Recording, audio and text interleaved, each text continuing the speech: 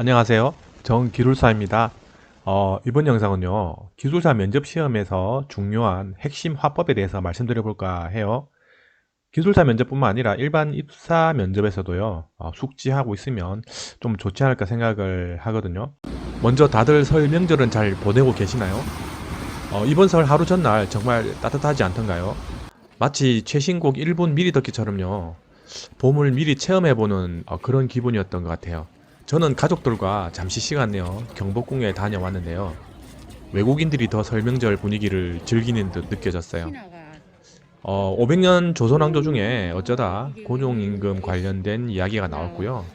어머니는 명성황후와 관련된 이야기를 쭉 들어놓으셨거든요. 마마 이래가 그래가 일본 놈들이 알았다 하더라. 아는 이야기였는데도요, 쭉 이야기를 끝까지 다 듣고 나니 그 감흥이 느껴졌어요. 이처럼 우리는 보통 귀납적인 스토리에 많이 길들여져 있습니다. 바로 기승전 구독, 기승전결의 구조이죠. 발단 전개, 위기 절정, 결말로 이어지는 흐름이야말로 진한 효과와 극적인 감동을 불러오게 하죠. 그래서 영화나 드라마 그리고 대중가요도 보면 이처럼 후반부에 임팩트적인 요소가 위치하게 되는 것이죠. 자, 그런데 면접에 있어서는 이렇게 귀납적으로 답변을 하게 되면요, 낭패를 볼 수 있는데요.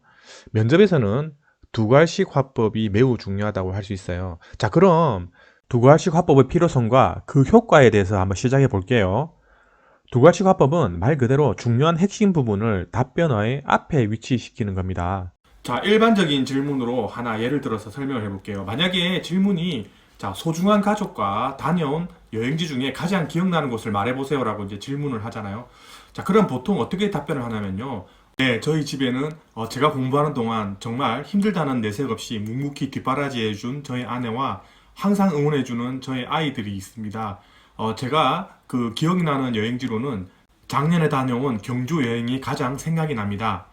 이렇게 이제 보통 답변을 할 수 있다는 거죠. 보통 그렇습니다. 왜냐하면 앞서 말씀드린 대로 기승전결의 귀납법적인, 즉 감동 부분을 뒤쪽에 두는 이런 식으로 답변을 한단 말이죠.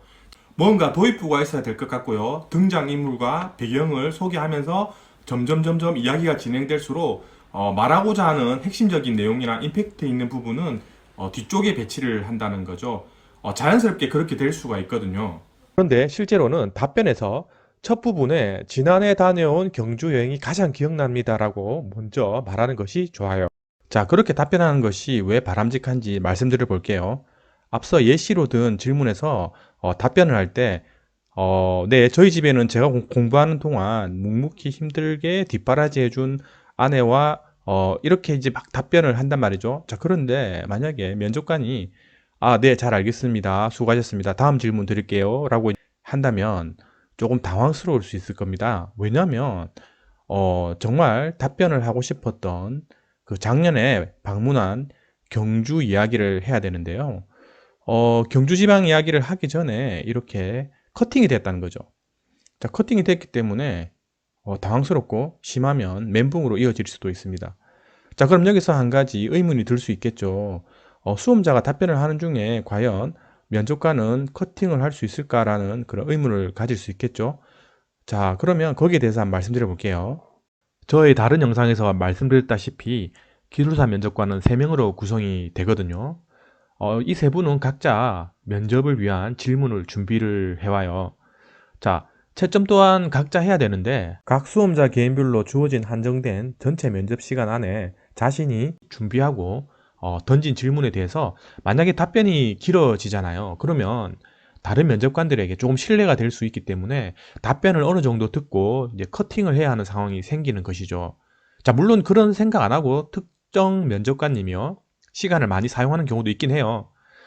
그런데 일반적으로 이렇게 커팅을 한다는 것이죠. 따라서 어떤 질문에 대한 정답이나 임팩트적인 요소가 답변의 뒤에 배치되면요, 시간 관계상 커팅이 될 수도 있습니다.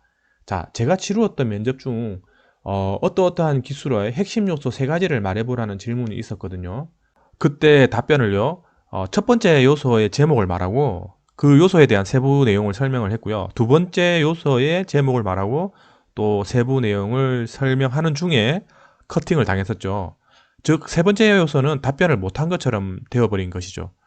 자, 이럴 때 답변은 첫째, 둘째, 셋째 요소에 대한 제목을 먼저 말하고요. 자, 그 다음 하나하나 세부 내용을 말하면 좋겠죠.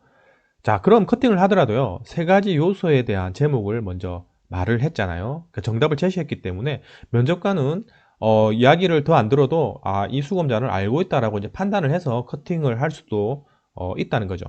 자, 추가적으로 하나 더 말씀드리자면요.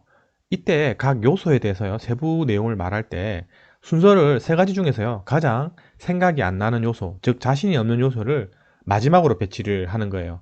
자, 커팅이 되어서요, 답변을 못했다 하더라도 앞에 세부 내용을 잘 말했다면 커팅이 되어서 답변 못한 내용도 면접관님은 이렇게 잘 알고 있다고 생각할 수도 있는 거죠.